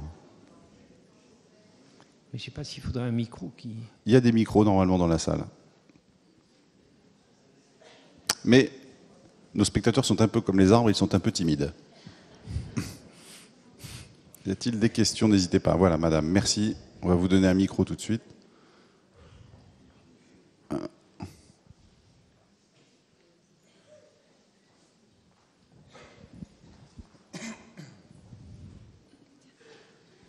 Bonsoir et merci de poser la première question. Je voulais dire, que pensez-vous, vous qui aimez les arbres et qui les défendez, du sort qu'il aurait réservé dans les villes où ils doivent céder la place à des parkings, à des supermarchés, à des ronds-points, à des infrastructures, et on les traite comme si c'était des objets, comme s'ils n'étaient pas vivants. Et que peuvent faire les citoyens pour arrêter ce phénomène-là qui minéralise beaucoup de villes? Oui, ça me touche de très près. J'habite Montpellier, où les arbres sont maltraités. Bon, je suis sûr qu'il n'y a pas que Montpellier. Mais je trouve scandaleux qu'on maltraite des êtres vivants. Ce sont des êtres vivants. On les taille brutalement. Encore une fois, je préfère parler de Montpellier, parce que là, je connais bien la situation. Vous avez des platanes le long des avenues. Quand le tailleur d'arbres est passé, il n'y a plus qu'un tronc. Voilà, paf, tout le reste est parti. Moi, je me dis, attendez, je vous confie ce sujet de réflexion qui, à mon avis, mérite un peu d'attention. Est-ce qu'il y a une différence entre couper la branche d'un grand arbre ou couper la patte d'un chien? Moi, je ne crois pas qu'il y en ait. En tout cas, ça fait autant de mal à l'un qu'à l'autre. Alors, il y en a un qui proteste et l'autre pas. Mais pour moi, c'est la même chose. Non, on doit le respect aux êtres vivants. Alors, il ne faudrait pas tailler les arbres en ville. Évidemment, il ne faut pas que les arbres deviennent dangereux. Je me mets à la place d'un maire avec un arbre qui tombe dans une cour d'école ou sur une avenue très passante. C'est épouvantable. Il faut donc éviter que les arbres deviennent dangereux. Et c'est très simple. Quand vous les plantez, ils sont petits encore. Eh bien, il faut prévoir la taille qu'ils auront quand ils seront adultes. Eh bien, si la municipalité ne connaît pas ces chiffres, elle peut se les procurer très facilement auprès des forestiers qui, eux, les connaissent. Si vous leur donnez une place suffisante, souterraine et aérienne, il est évident qu'il n'y aura plus besoin de les tailler. C'est de tailler les arbres qui les rendent dangereux. Il faudra que j'arrive, je vais essayer d'arriver à accréditer cette idée simple. Je ne parle pas de tailler du bois mort, ça il faut le faire, c'est très nécessaire d'éviter que du bois mort tombe. Mais tailler des grosses branches vivantes, c'est ouvrir la porte aux pathogènes et aux parasites. Et alors quelques années après, l'arbre il va mal et il devient dangereux. Voilà. Pas très compliqué dans le fond. D'autres questions?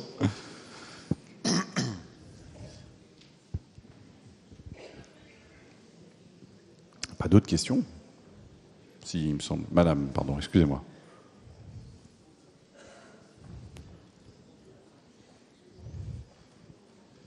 Bonsoir.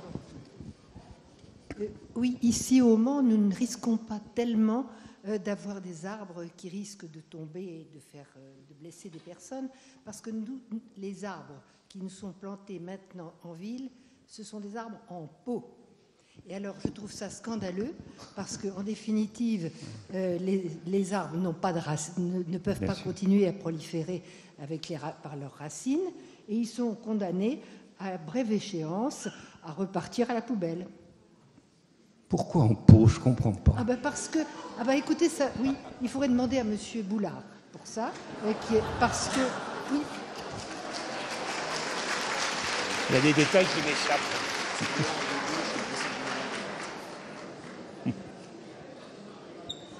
Je suppose qu'il n'aime pas les arbres. Je suppose.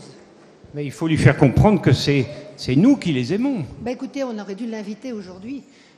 Je voudrais dire que réduire un arbre urbain à sa fonction d'ornement, c'est pas du tout suffisant. Ouais. C'est tout de même les organismes qui nous permettent de respirer. Exactement. Et puis ils ont des tas, il faudrait que je rentre dans plus de détails, mais ils ont des quantités d'actions bénéfiques sur l'être humain. Alors les mettre dans des pots, non, ça je trouve que... Je suppose que si vous êtes demain à Paris, vous n'aurez pas le temps de pouvoir contempler la place de la République, c'est la place centrale, où les arbres sont tous en pot. Écoutez, madame, j'ai fait un petit bouquin il y a 2 ans qui s'appelle « Du bon usage des arbres » et le sous-titre c'est « Plaidoyer à l'attention des élus et des énarques ». On pourrait peut-être... voilà. Alors... C'est très présomptueux de ma part, mais je vous suggère de l'offrir à vos élus. Oui. C'est la période en plus. Hein. Exactement. D'autres questions? Monsieur, je vous en prie.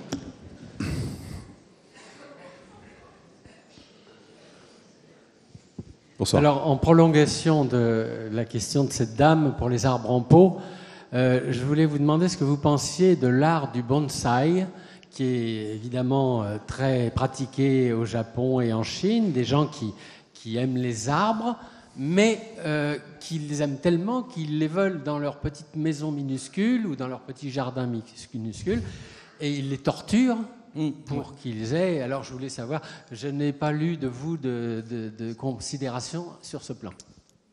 Mais, par contre, je discute souvent avec les gens qui fabriquent des bonsaïs ou qui les vendent. Ça me met très mal à mon aise. Cependant, il y a indiscutablement un aspect culturel là-dedans. Et qui suis-je, moi, pour m'opposer à la culture? Alors je respecte l'aspect culturel, je déplore l'aspect botanique, parce que je pense que ça fait souffrir les arbres. Encore qu'on ne coupe pas du bois épais, hein, on coupe des tout petits rameaux. Donc en fait, ça fait des arbres qui vivent très vieux. C'est pas ma tasse de thé, voilà. Mais je reconnais que c'est parfois très beau. Je crois qu'il y avait une autre question là-bas. Voilà, monsieur, pardon. Et puis ensuite, au fond de la salle. Bonsoir. Merci, bonsoir. Ouais, je suis très particulièrement sensible à tout le symbolisme que les arbres représentent. Je pense évidemment à l'arbre généalogique qui défie les générations. Il y a l'arbre des lys. La recherche des racines, dont on parle beaucoup aussi. Vous ne pensez pas, d'ailleurs, l'allusion a été faite au cours de votre conférence ou dans les ouvrages. L'arbre a un symbolisme extrêmement riche qui touche à la durée, et vous parliez tout à l'heure de l'immortalité, bon, entre guillemets, mais parce que l'arbre se reproduit en réalité. Mais je pense que l'image de l'arbre est une image très forte, et qui est très riche aussi. Mircea Eliade, le spécialiste de l'histoire des religions, il nous dit qu'il n'y a pas une seule grande religion sur cette planète qui n'ait placé l'arbre tout à fait au centre. Oui, l'arbre est un symbole indiscutablement. Ça nous dépasse dans le temps et dans l'espace. C'est quelque chose qu'on ne comprend pas. Ça n'a ni queue ni tête, voilà. Mais ça transcende les générations, ça marque le territoire, c'est des marqueurs, c'est des objets de mémoire. Oui, l'aspect symbolique est très important, sans parler de toute l'activité artistique, picturale et voilà, qui a tourné autour de l'arbre. C'est très, très important. On ne peut pas vivre sans arbre. Moi, je pense que la proximité d'un arbre, ça doit être ajouté aux droits de l'homme. Avoir le droit de voir des arbres. C'est pas très exigeant. Une autre question, madame, au fond de la salle. Le micro arrive juste à côté de vous, madame. Voilà. Merci. Moi, en fait, je suis tout à fait d'accord avec ce que disait la dame au bout là-bas. Moi, je trouve que en fait, l'arbre est trop considéré comme étant du mobilier urbain. Oui. Enfin, je parle pour notre ville, là, ici.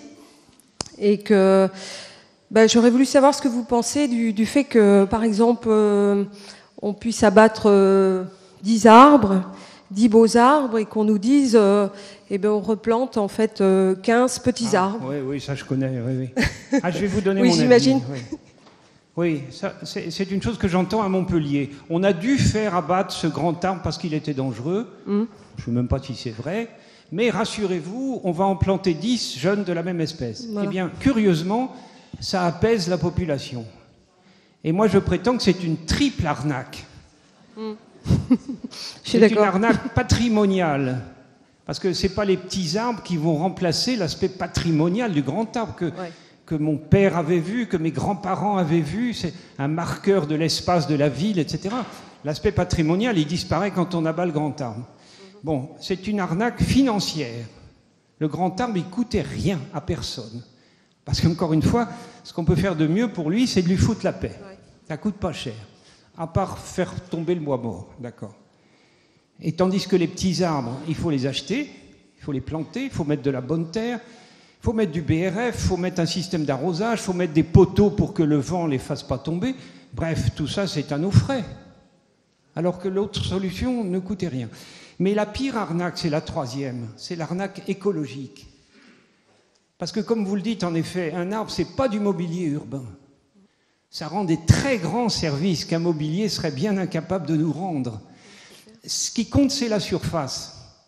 Or, les 10 ou 15 petits arbres, il va falloir 25 ans pour que, collectivement, ils atteignent la surface du grand arbre qu'on a abattu. Eh bien, ça fait 25 ans. 25 ans, c'est une génération de jeunes urbains. Ils vont vivre dans un endroit désagréable. Pour moi, une ville sans arbres, c'est une image de l'enfer. Ouais, sans âme. Merci.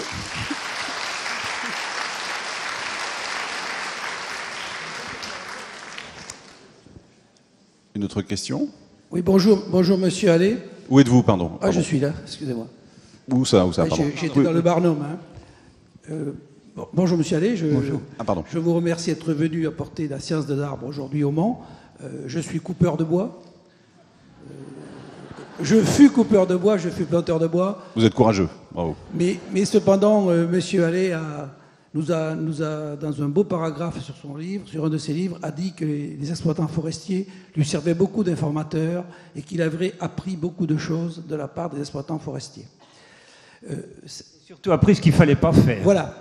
Alors, non, ce que je voulais prolonger votre propos, justement, que pensez-vous de tous les banquiers, Internet, etc., qui nous disent que justement, il ne faut pas imprimer, il ne faut pas employer du papier. Si nous n'employons pas de papier, si nous n'éclaircissons pas les arbres, nous retombons dans votre souci. Il faut combien de petits arbres pour faire la même fonction chlorophyllienne que des arbres adultes? Donc il faut effectivement ne pas gaspiller le papier qui provient d'une forêt qui serait détruite et qui ne serait pas, comment dire, gérée correctement par les systèmes PEFC, FSC. Mais si nous n'employons plus jamais de papier, que va-t-il se passer? Non, mais attendez. Je vous donne mon avis là-dessus. Justement, je vous le demande. On a besoin de papier, ok. Mais pour moi, ça soulève des souvenirs très douloureux et très récents.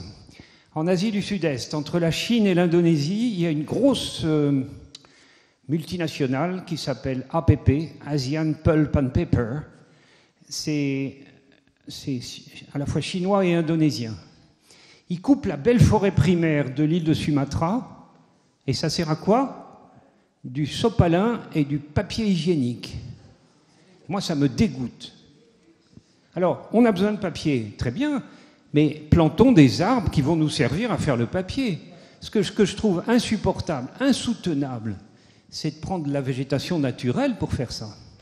Je pense qu'on est d'accord. Ça va.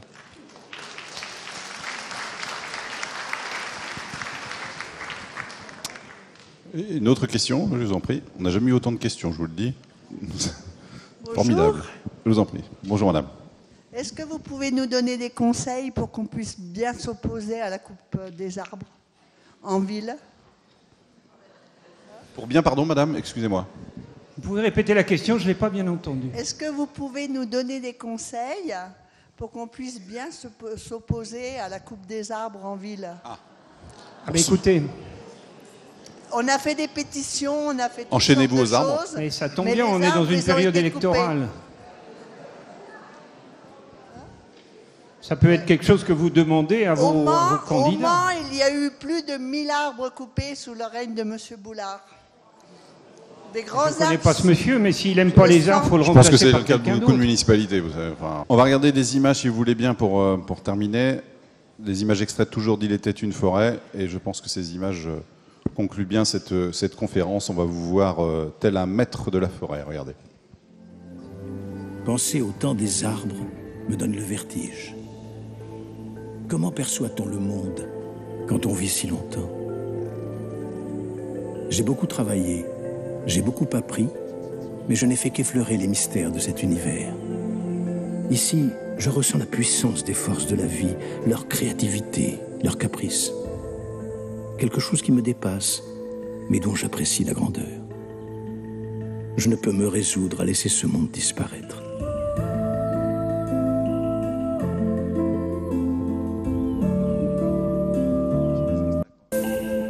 J'ai passé tant d'années en forêt. Voilà. Pour terminer cette conférence, merci infiniment Francis Allais, c'était remarquable votre exposé. Merci beaucoup.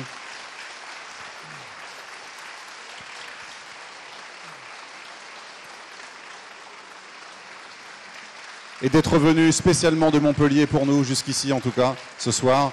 Vous allez dédicacer maintenant, si vous voulez bien, les différents livres que vous avez écrits. Merci infiniment, merci pour ce très bon moment. Merci beaucoup. Merci. Merci.